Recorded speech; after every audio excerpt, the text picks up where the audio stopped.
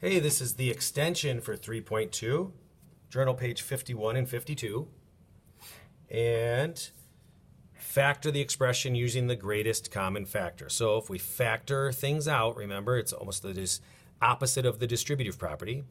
7 plus 28. Well, greatest common factor, I can divide both those by 7, so I'll get a 7 out of there. And if I divide 7 by 7, I get a 1. And if I divide 28 by 7, I get a 4. So when I factor a 7 out, I get 7 times 1 plus 4. We're not supposed to combine those. Number 2, factor out the greatest common factor of 25 and 50. Well, the biggest thing I can divide out of both of those is 25. 25 divided by 25 is 1, and 50 divided by 25 is 2. Number 3. 7b minus 7. Well, the biggest thing I can divide out of both of those is 7. If 7b divided by 7 just leaves me with 1b, or I'll just put b. Negative 7 divided by 7 is negative 1. Now, to check these, if I wanted to check these, I could do the distributive property. 7 times b is 7b. 7 times negative 1 is negative 7. And I should get back to the original problem using the distributive property. Number 4, 8a minus 16. I'll factor out an 8, leaving me with a minus 2. Dividing both of these by 8 gives me a minus 2. 8x plus 12. The biggest thing I can divide out of both of those would be 4, which would leave me with 2x plus 3, dividing each of these by 4 to get that out of there. And number 6, 12y plus 24t. I could divide both of those by 12, and when I do, I get 1y. I could just put y if I wanted. 1y plus 2t. Number 7, 10w plus 50z. I can get a 10 out of both of those, leaving me with w plus 5z. Number 8, 10v plus 12u. 2 is the biggest thing I can get out of both of those, leaving me with 5v plus 6u. Number 9, 9a plus 15b. 3 can be divided out of both of those, leaving me with 3a plus 5b. And I could do the distributive property and get back to the original to check those. Number 10, factor out the coefficient of the variable. So we have to know what the coefficient of the variable is. The coefficient of the variable is the number attached to the variable, so 1/2. So they're telling me 1/2 is what I'm factoring out of this, so 1/2. When I divide this first one by 1/2, I'll just be left with a. And then I've got 1/2, negative 1/2 divided by 1/2. Well, anytime you divide something by itself, you're left with 1. And remember, one of each, a positive and a negative, leaves me with a negative, so negative 1. Number 11, 1/4 d minus 3/4. They factor out the 1/4, leaving me with d. And then 3/4 divided by 1/4 would be 3. If I have 3/4, I can get 3 1/4 out of there. Negative, of course. And 12. 5/6 s plus 2/3.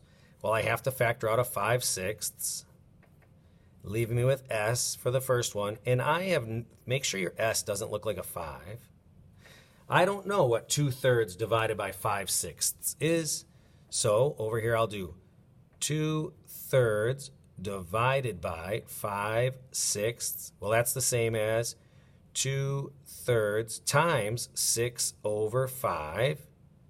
I'm going to simplify before I multiply. I can get 3 goes into 3 once and 3 goes into 6 twice. 2 times 2 is 4. 1 times 5 is 5. 4/5. So 2/3 divided by 5/6 equals 4/5. And this is a plus in here because it was a positive divided by a positive. You leave me with a positive. Turn the page. 13, factor out the coefficient of the variable still, so same kind of problem. 13, 3/10 y minus 2/5. Well, when I factor out a 3/10, I'll be left with y minus 2/5 divided by 3/10. I'll do that over here. 2/5 divided by 3/10 is the same as 2/5 times 10 over 3. Simplify before I multiply and get 4/3. And I'll leave it an improper fraction because I can. Number 14.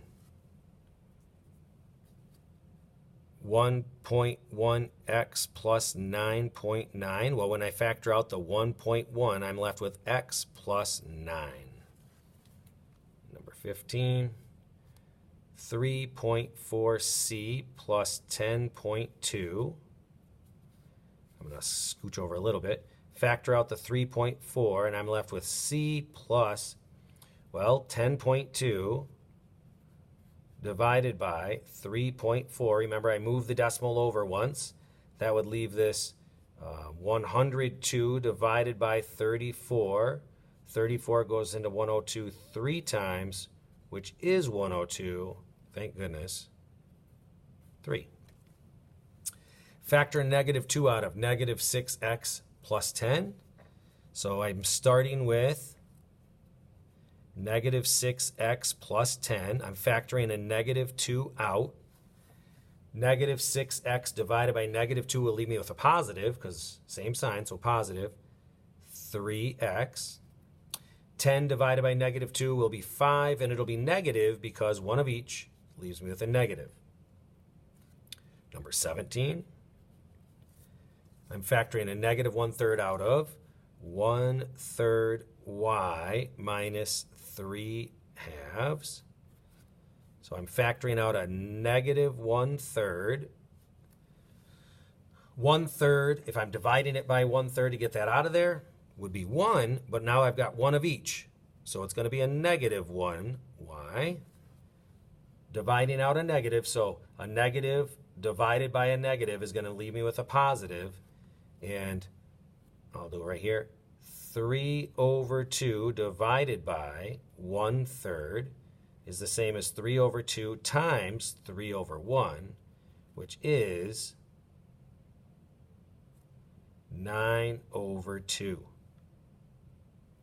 Positive, of course, 9/2. And finally, 18, a square window has a perimeter of this feet.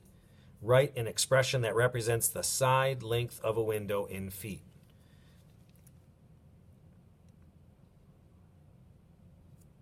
So 18, it is 8x plus 12. That's how many feet long it is. We don't know what x is, but I can divide this by 4. Since it's a square, each length will be the same size, and there are 4 of them. So if I divide this by 4, it's like factoring it out. Write an expression that represents the side length of the window in feet. So if I divide this whole thing by 4, I'll do this, and I'll put divided by 4, the whole thing divided by 4. I would be left with 2x plus 3. That's the whole answer here. I'm going to put it in parentheses and then put feet by it. The parentheses means that feet applies to the whole thing. 2x plus 3 feet. Awesome. Well, that was a lot, but it went pretty quickly. Have a great night.